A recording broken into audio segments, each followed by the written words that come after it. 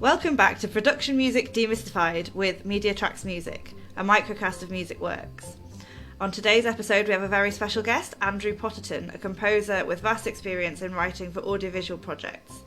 In this episode we will discuss the tricks and tips in writing to sync. And before we join Andrew, here is an advert from our sponsor. Music Works is sponsored by the Musicians Union. I'm a member of the Musicians Union.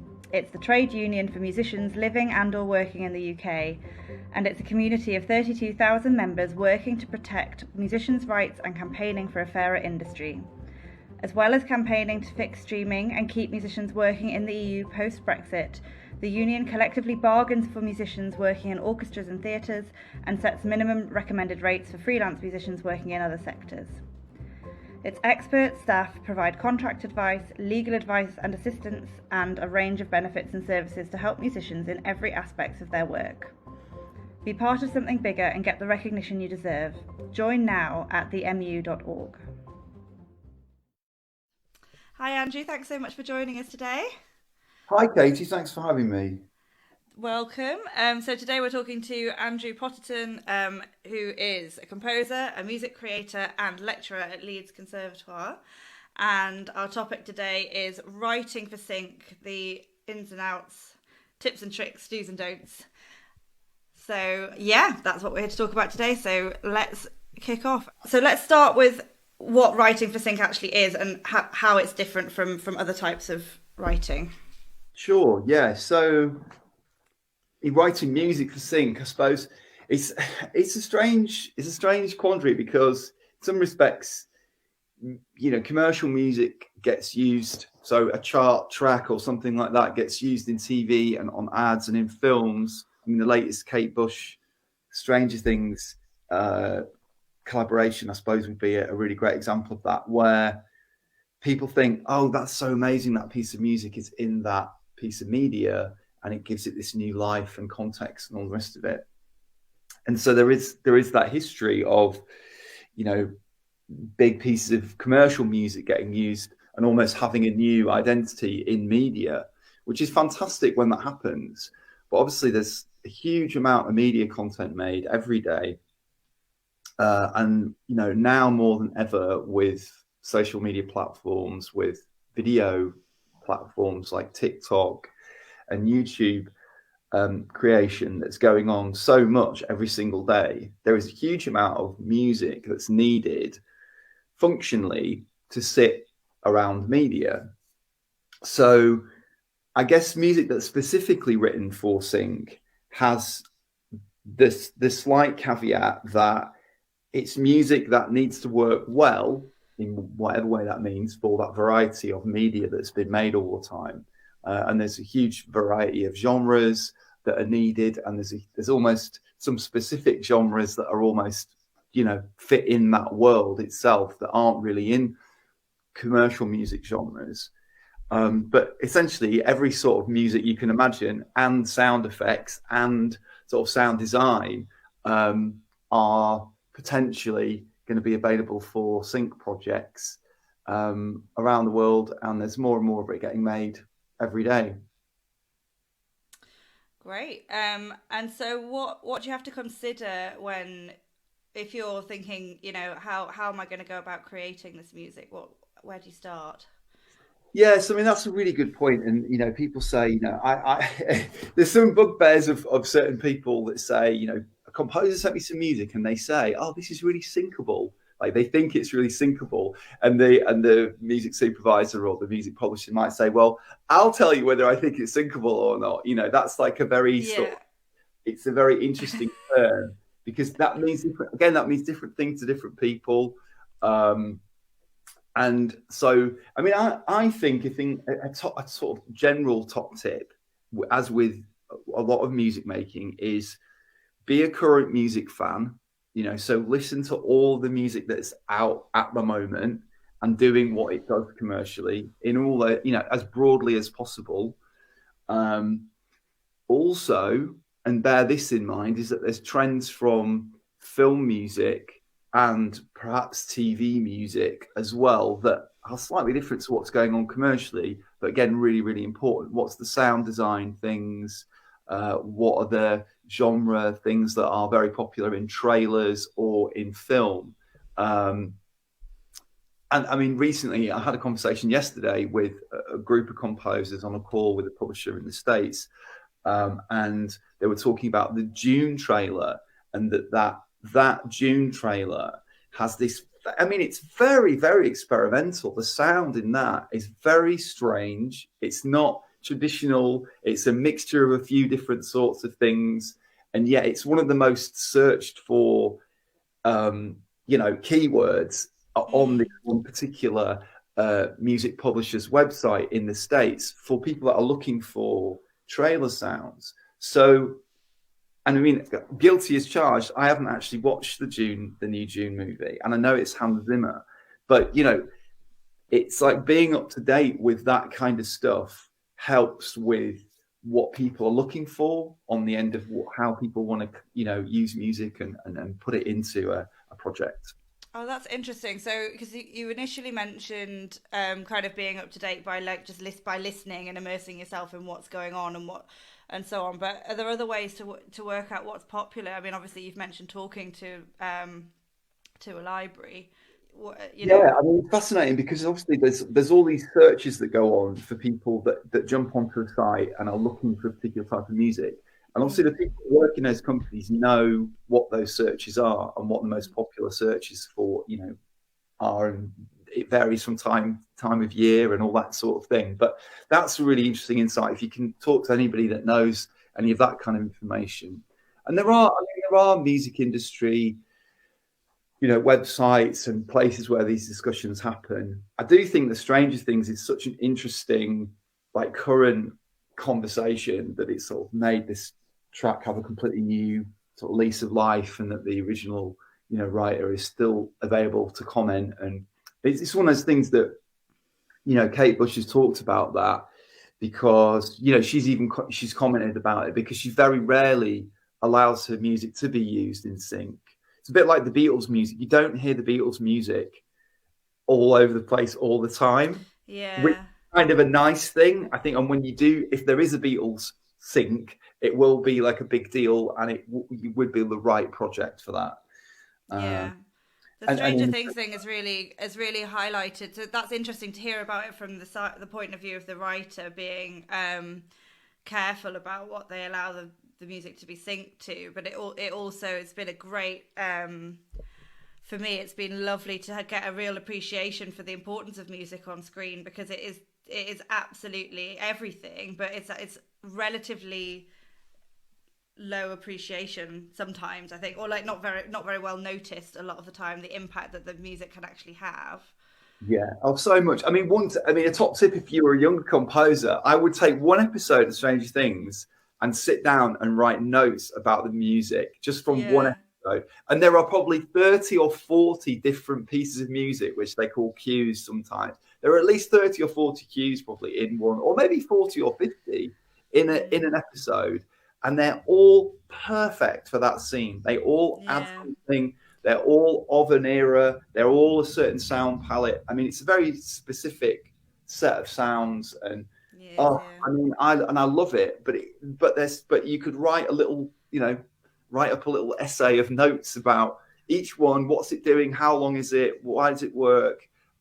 Because that's really important. And I think your compositional skills are going to be tested to try and fit a piece of music into one of those scenes. I mean, a general tip for stuff is all that music sounds great. It's mixed really well. It's all mastered in a lovely way. And I suppose, keeping up to date with all the sort of current techniques. I mean, a lot of that stuff, it sounds 80s, but it's probably using, digital synthesis to create a retro sound of the 80s. And that as a challenge is interesting. I mean, I've done a little bit of music in that style, but I wouldn't say I was a master of it at all. But I mean, a general tip is kind of have all the latest tools, know all the latest production techniques, around mixing, processing, styles, drum programming, you know, based, as I say, based from commercial music, because you're often having a nod to what's cool, what's popular commercially, but also in the TV and film genres as well, and try and, you know, do the Hans Zimmer thing, which is not easy. There are a lot of people trying to do that, but even his style is a bit of a fusion of, I would say, you know, traditional film score music, classical, and synthesis and kind of popular music stuff with electronic sounds as well. So yeah, interesting. Oh, it's quite exciting to think about getting really stuck into an episode or something like that, like really analysing it like that. You know, and there are great competitions. There's a wonderful event up in Sheffield called Sensoria, which, I mean, I'm not doing a big plug for. Other film and music conferences are available, but Sensoria is great. It's a lovely team of people, and they do this competition every year, and they put out usually a trailer for a film, and they'll have a version without the audio. They might have just a dialogue version, maybe, or they might have just the film as without any audio on, and then they might have the dialogue track as an audio file as well that you can use if you wanted to mix that together. And then they let people, you know, compose and have a little go at doing their thing on a minute and a half, you know, trailer film, and it's usually for something that's coming out. It's usually that somebody in the competition or around Sensoria is involved with, and then you get a little panel giving some feedback and stuff, and just having a go at those sort of competitions and projects without music on is great. And you see all different compositional approaches. When you hear the finalists, you're like, they went that direction with it. They tried this with it, and this didn't work as well as this one. And there are some, I mean, we could have debates about what's good and what's bad in film. Certain colleagues of mine who teach film music would say there are right and wrong things you can do with music on a picture.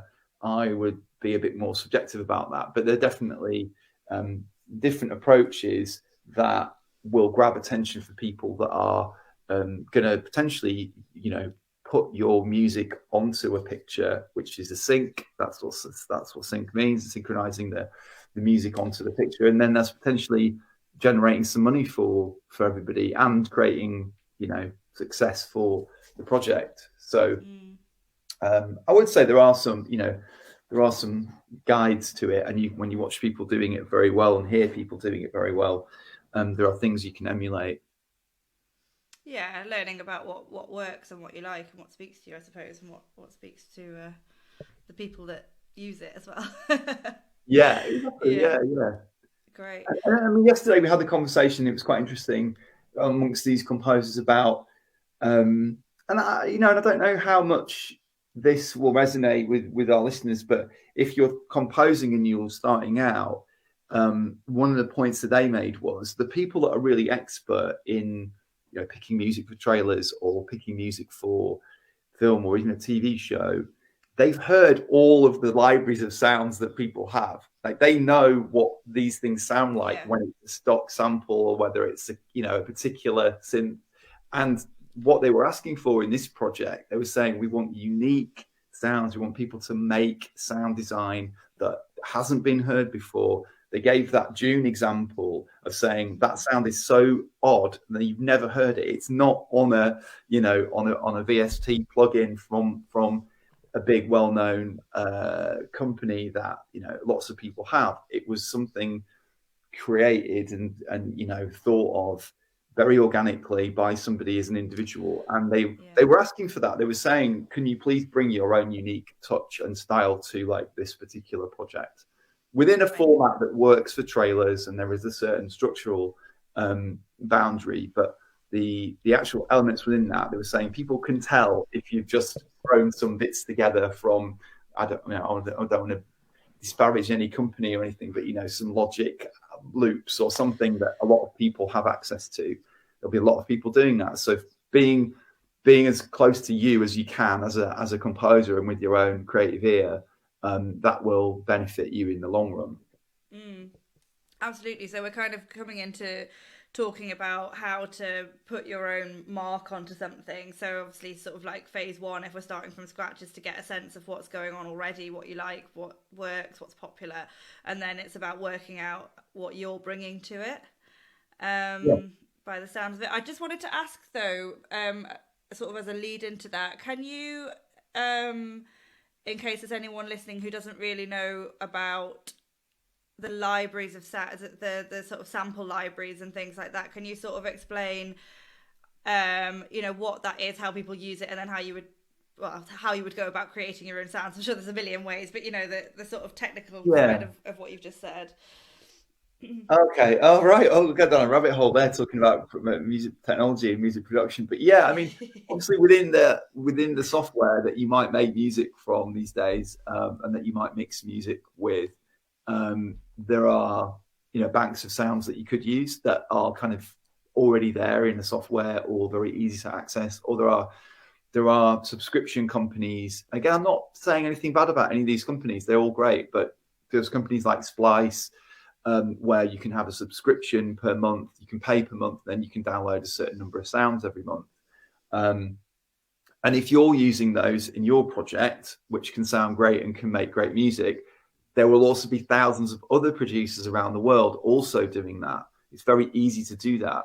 I think Simon mentioned in one of your earlier microcasts that, when he started out in the business, people didn't have home studios and you had to go to a commercial studio to even mix and record your music. So I mean, now the tools that people have that are fairly cheap, online sites where you can download lots of sounds and use them without any extra fees. They're royalty free, as they're called, and they're loops or sounds that everyone has access to. If you just throw those together into a project, and mix that and send that off to a publisher, it might sound great. Lots of other people will also be doing that, and you will sound a lot like a lot of other people's music. So to perhaps, master your craft on your instrument, or to maybe make some musical instruments of your own, or really dive into sound synthesis or sampling in a really deep way, will help you create a unique palette of sounds for you. And I suppose also just being quite brave about, like I've said, listening and research is important, but not trying to copy. Nobody wants to sound alike exactly. That could get you into legal trouble, and that's not a great creative approach for you as an artist, to just copy another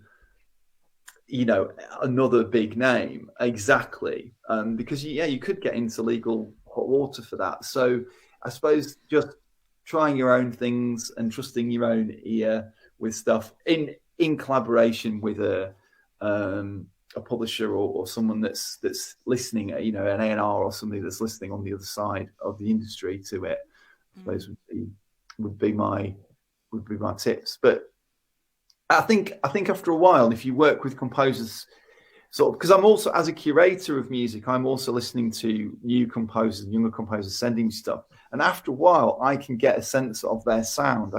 I like what they're doing, and I want them to just do their thing, really, and emphasize that in whatever genre or tempo or mood. Absolutely, and you can't get that if people are trying to emulate other things. They lose that sense of your own individuality and voice, don't you? Yeah. Let's move on to industry requirements, and again, more practical tips from you, I'm guessing. It's a good question. And some people say, what they say, what format should I send you music, or how do you want the music delivered? And that is often called deliverables in the industry. And every company the answer is every company will have its own set of requirements technically. So, for example, even this week, I sent some audio files to one company as 44.1 24-bit audio files. I've sent some other files to a different company as 48K 24-bit audio files, etc., etc. And some require shorter edits, usually they would require a 30-second or a 60-second version, which can be dropped straight into a film project. Some also like 15-second edits, some want very short versions, some want, maybe an A, a B, and a C version of the main full-length track. So you might even try a couple of different approaches to a melody or a composition with much less main melody to allow more space and stuff, or maybe a voiceover or something that might happen in that video. So there are various technical requirements, really, or kind of industry requirements, I suppose, is the answer. And follow the guidance to the letter, please, is this kind of the other main thing. Is if you're thinking about sending music to people, send it in the way they want. I generally don't cold send music to people. What I will do when I've made a contact with a new person in the music industry or media industry is to say, how would you like me to send you music?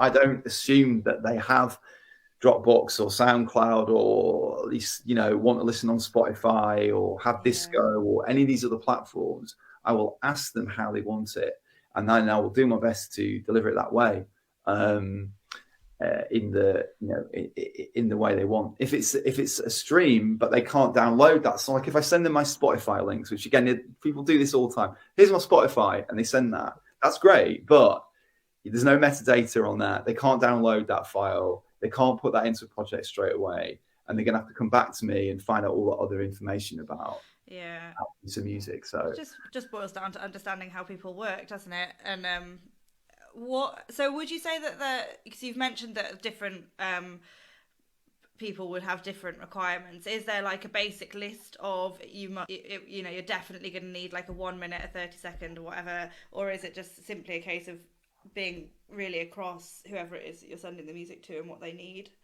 Yeah, I mean, a kind of vague answer is the highest quality audio possible is usually what nobody wants a demo, nobody wants anything, as an MP3 low quality. So high quality audio, generally the more edits, the better. So the more versions of a song that there are, the more likely one of those pieces fits exactly right in a project. So, I mean, you don't have to go to, and also they always these days, they will require the audio stems. And again, as a technical term, what does that mean? Those are the parts of a piece of music that are grouped into the different instrument parts.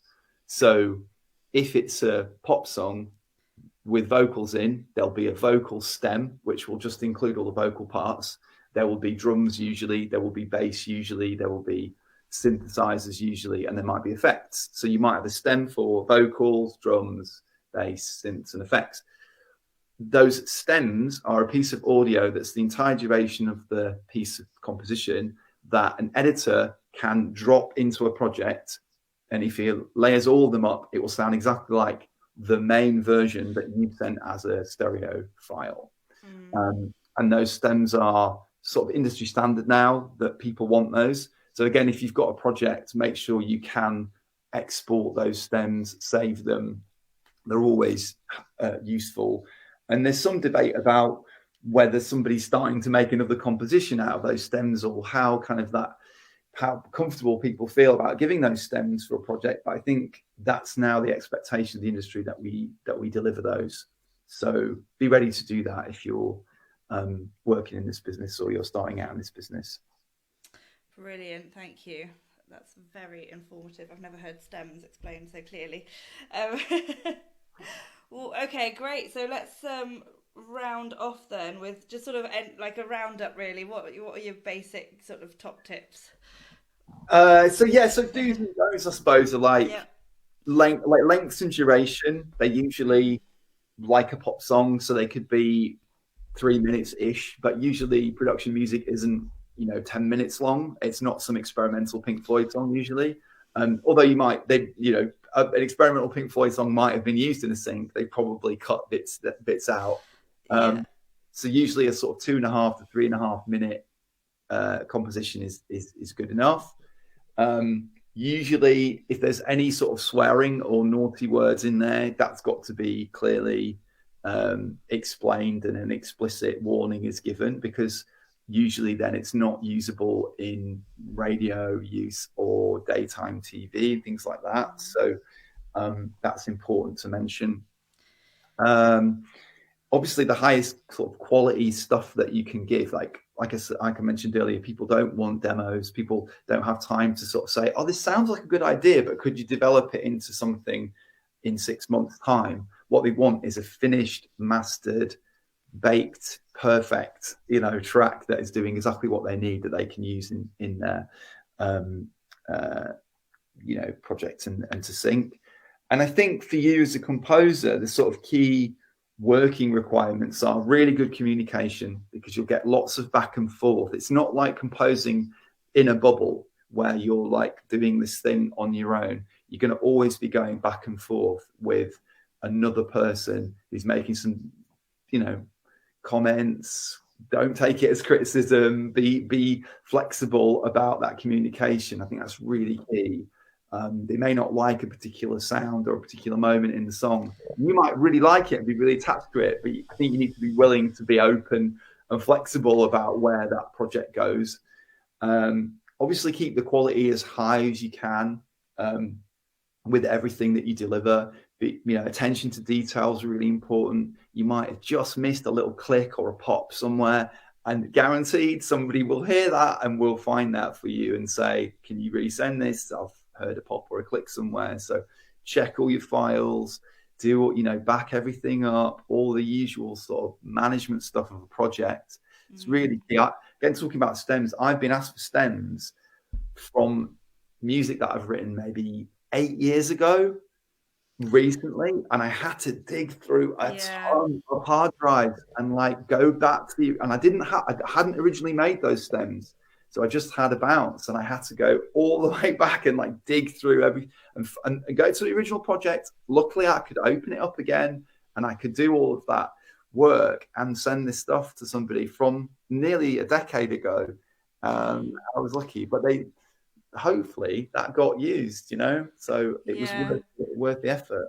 Really backs up in the episode that Simon did about kind of getting hired. Essentially, he talked a lot about the need for brilliant admin and organization, and having all of your systems for storing things and sending things and so on and so forth really really well set up and organized. It sounds very important. No, that's really important. And editing things. So if they say they want a 30-second version, and I have this with younger composers as a curator, if you send me something that's 34 seconds long, that's not what I asked for. No. 30, and that won't work. You've got the ad on YouTube is 30 seconds, so that 34-second piece isn't going to fit. So, 4 seconds is a very long time. And exactly. Yeah. So, and that's challenging creatively. Musically, that's challenging to get it to hit on the right moments. But that's all part of the job, and you should enjoy that and take that on as a challenge. And it is. I find it really fun to do, and I like some of those sort of challenges myself now.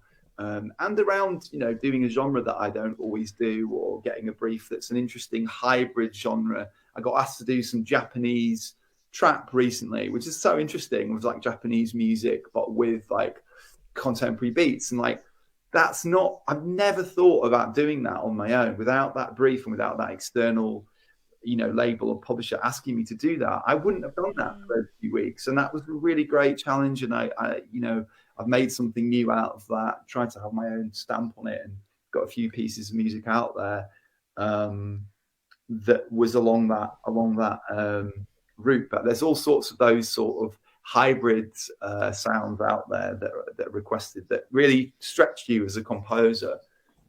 Fabulous. Where can we hear your music, Andrew? I have music on Universal Production Music, and I have music out on a few different publishers on the BMG Production Music website. I suppose those are the biggest two. And with MediaTracks, of course, in the UK, who are partnered with 5 Alarm in the US and with Sonoton in Germany. So I have a range of great publisher partners who, without which none of this is possible. I have to add that they do a really sterling job, and are themselves part of the creative process, and great business people and marketing engines for my career, which again, as a composer, my skill set is in the music side and the creative side. I don't have amazing marketing skills for pushing myself out there, and publishers do a great job of raising everyone's profiles too, which that's a very important side to things. Absolutely. So it's always worth having the people who are good at creating the music, and the people who are good at marketing it, marketing it. Yeah, exactly. Always worth Even just like having. the artwork, seeing Oh great yeah. artwork, it does make a difference, Yeah, it does.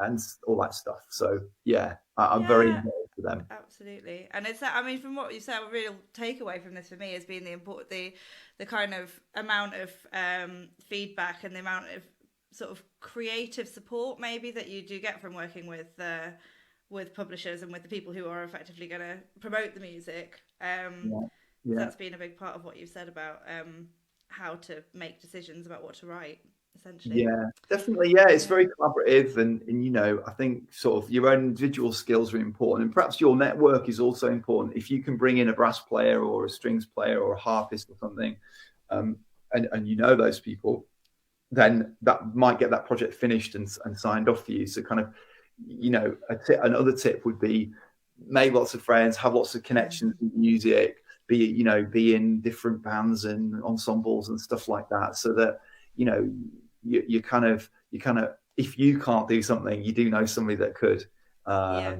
and to stay up to date with all of your technical skills, as I say, in the composition world, of knowing all the latest tools and techniques, and hearing all the latest sounds, and beginning to be able to put your spin on that.